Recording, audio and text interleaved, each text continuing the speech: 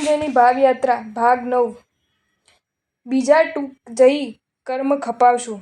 છીપા વસઈની ટૂંક આ નાની ટૂંક ભવસાર ભાઈઓએ વિક્રમ સંવત 1971માં બંધાવી છે. મૂલનાયક આદેશ્વર ભગવાન છે. ભાવસાર ભાઈઓ રંગારા હોવાથી મૂલનાને પણ રંગ ચડાવેલ છે. 6 નાની ડેરી અને 14 મોટી ડેરીના મૂલીને કુલ 48 ભગવાન છે. બધાને નમો જીનાણમ કરીએ. પછી ગઢને અડીને રહેલા દેરાસરમાં શ્રેયાંશનાથ ભગવાનને નમીએ નમો જીનાણમ. બહારના ઢોળાવ ઉપર શ્રી અજીતનાથ ભગવાન અને શ્રી શાંતિનાથ ભગવાનની પાસે પાસે ડેરી છે. તે બંને ભગવાનને વંદન કરીએ નમો જીનાણમ. બીજા અજીતનાથ ભગવાન અને 16મા શાંતિનાથ ભગવાને શત્રુંજય ગિરિરાજ ઉપર એક એક ચોમાસા કર્યા હોવાથી તે બે ભગવાનની આ ડેરીઓ બનાવી છે. સાંભળવા પ્રમાણે પૂર્વે આ બંને ડેરીઓ સામ સામે હતી. પૂજ્ય નંદિસેન સુરી મહારાજે અત્રે અજીત શાંતિ સૂત્રની રચના કરી હતી. તેના પ્રભાવે સામે સામેના બદલે પાસે પાસી થઈ ગઈ હતી.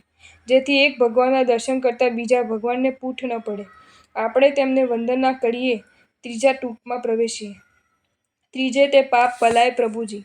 સાકર વસઈ અમદાવાદના શેઠ સાકરચંદ પ્રેમચંદે વિક્રમ સંવત 1983માં આ ટૂંક બંધાવી છે. મૂલનાયક તરીકે પંચધાતુના શ્રી ચિંતામણી પાર્શ્વનાથ ભગવાન છે.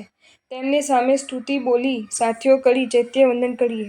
આ ટૂંકમાં રહેલા બીજા દેરાસરમાં ચંદ્રપ્રભ સ્વામી તથા ત્રીજા દેરાસરમાં રહેલા પદ્મપ્રભ સ્વામીને તથા નાની મોટી ડેરીમાં રહેલા સર્વ જીનેશ્વરોને નમો જીનાણમ કહી વંદના કરીને ચોથી ટૂંકમાં જઈએ.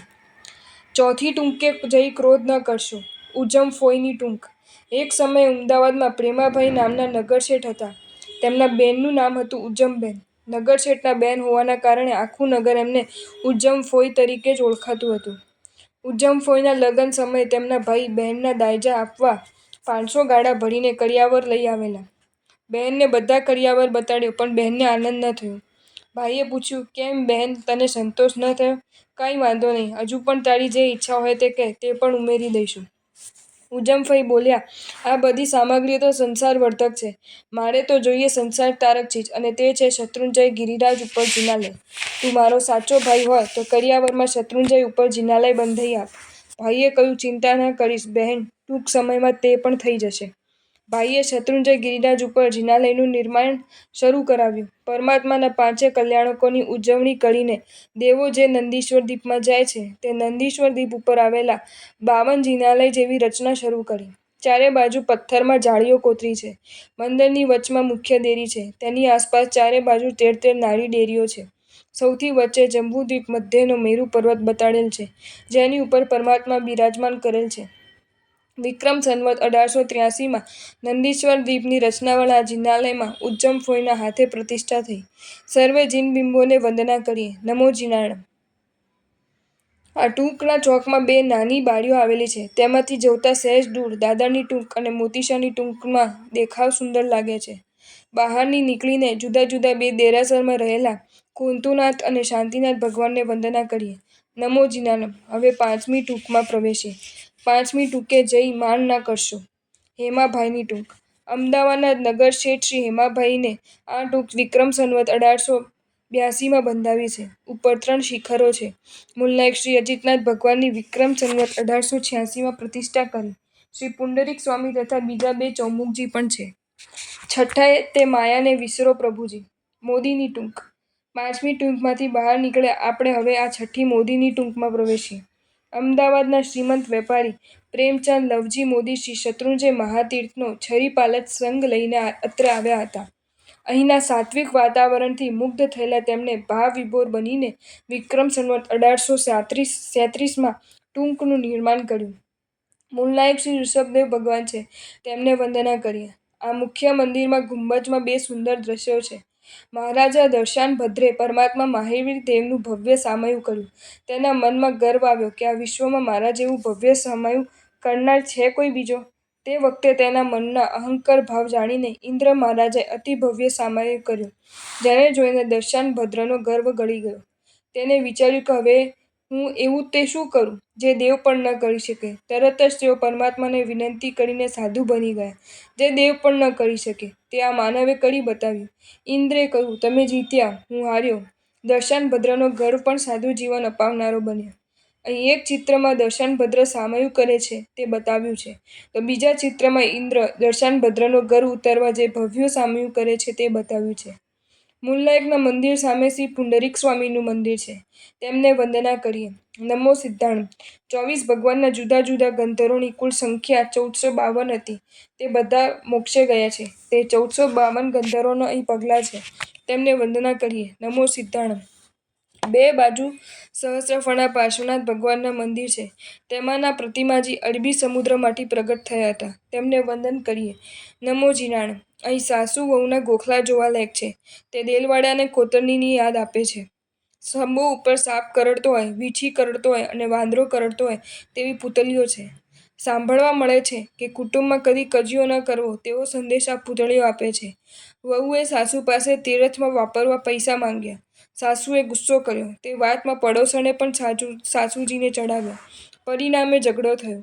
છેવટે કુસંપથી સાસુને પગે સાપ કરડે છે અને આર્ત ધ્યાન કરવાના કારણે વહુને વાંદરો કરડે છે. પડોશોને પગે વીંછી ડંખ મારે છે. આ રીતે આ પૂતળીઓ ઉપદેશ આપે છે કે સંસારમાં સુખી થવું હોય તો તીર્થમાં ધન અવશ્ય ખર્ચવું અને ઘરમાં સંપ રાખવો, નહીં તો આ સ્ત્રીઓ જેવી હાલ થશે. કદી પણ કલહ ન કરવાનો નિશ્ચય કરીને આગળ વધીએ. અનાદર, આળસ, અનાચાર, અભિમાન અને અસહિષ્ણુતા આ 5 દુષ્ટ તત્વો પરિવાર માટે અભિશાપ છે. જ્યારે સ્નેહ, સત્વ, સદાચાર, સૌમ્યતા અને સહિષ્ણુતા આ 5 તત્વો પરિવાર માટે આશીર્વાદ સમાન છે. મૂલનાયકના મુખ્ય મંદિરની પાછળ ગઢના એક ભાગમાંથી જોઈએ તો સામે ભાડવાનો ડુંગર, જ્યાં શ્યામ પ્રદ્યુમન 8.5 કરોડ સાથે મોક્ષે ગયા હતા. 6 ગાઉની પ્રદક્ષિણા કેડી તથા ઘેટીની પાગે જવાનો વળાંક લેતો મનોહર રસ્તો દેખાય છે. દૂરથી આપણે વંદના કરીએ. નમો જીનાણમ. આ ટૂંકમાં રહેલા અજિતનાથ ચંદ્રપ્રભ સ્વામી વગેરે સર્વ જીનેશ્વરોને નમો જીનાણમ કરીને બહાર નીકળતા નીચેના ભાગમાં કુંડની બાજુમાં પ્રેમચંદ શેઠની કુલદેવી ખોડિયાર માતા શોભે છે. અદબતજી દાદા. નીચે ઉતરતા બાળકોને અતિશય આનંદ આપતી અદબતજી દાદાના હુલામણા નામે પ્રસિદ્ધ પહાડમાં કોતરેલી અદભુત આદિનાથજીની મૂર્તિ દેખાઈ રહી છે. 14 ફૂટ પહોળી અને 18 ફૂટ ઊંચી આ પ્રતિમાની વિક્રમ સંવત 1686માં ધર્મશેઠે પ્રતિષ્ઠા કરાવી છે. સમગ્ર વર્ષમાં માત્ર એક જ દિવસ વૈશાખ વદ છઠના દિને આ દાદાનો પક્ષાળ પૂજા વગેરે થઈ શકે છે. અદબતજી દાદાને વંદના કરીએ. નમો જીનાણમ. હવે આવી છે 7મી બાલાભાઈની ટૂંક. 7મી ટૂંકે જઈ લોભ ન કરશો. બાલાભાઈની ટૂંક. મુંબઈના પ્રસિદ્ધ ઘોડીજી દેરાસર બંધાવનાર ઘોઘા નિવાસી દીપચંદભાઈ બાલાભાઈએ શત્રુંજય ગિરિરાજ ઉપર વિક્રમ સંવત 1893માં આ ટૂંક બંધાવી. મૂલનાયક શ્રી આદેશ્વર ભગવાનને વંદના સ્તુતિ સાથ્યો ચૈત્યવંદન આદિ કરીએ. ઉપર ચૌમુખજી વગેરે ભગવાનને વંદના કરીએ. નમો જીનાણમ. પુંડરીક સ્વામી આદિ જે ભગવંતો અત્રે બિરાજે છે તે સર્વેને પણ વંદના કરીએ. નમો જીનાણમ. અન્ય જિનાલયમાં બિરાજમાન વાસુપૂજ્ય સ્વામી અજિતનાથ, શાંતિનાથ આદિ સર્વ ભગવંતોને નમો જીનાણમ કહીને 8મી ટૂંકમાં જઈએ. 8મી ટૂંકે જઈ મમતાને તજશો. મોતીશાની ટૂંક. પરમાત્માનો પક્ષાલ કરતી વખતે ગવાતી લાવે લાવે મોતીશા શેઠ નવનજલ લાવે રે પંક્તિમાં પ્રસિદ્ધ બનેલા મોતીશા શેઠનું વાહન એકવાર ચીન તરફ જતું હતું. આ વાહનમાં ગેરકાયદેસરનું અફીણ જઈ રહ્યું છે એવો વહેમ પડવાથી સરકારી કારભારીએ વાહન પાછળ બોટ મૂકી. આ સમાચાર મળતા મોતીશા શેઠે સંકલ્પ કર્યો કે જો આ વાહન બચી જાય તો એની ઉપજ મારે શત્રુંજય ગિરિરાજ ઉપર વાપરવી. ધર્મોપસાય વાહન બચી ગયું. 12-13 લાખની ઉપજ થઈ. શેઠે શત્રુંજયનો સંગ કાઢ્યો. ગિરિરાજ ઉપર પધાર્યા. સિદ્ધભૂમિના દર્શને ભાવ વિભોર બન્યા.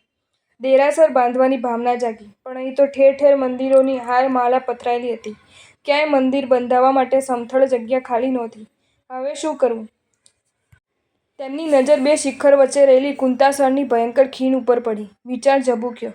જો આ ભયંકર ખીણ પૂરીને મંદિર બનાવાય તો 2 શિખર એક થાય. યાત્રિકોને ફરવું ન પડે. ભયંકર દેખાવ દૂર થાય.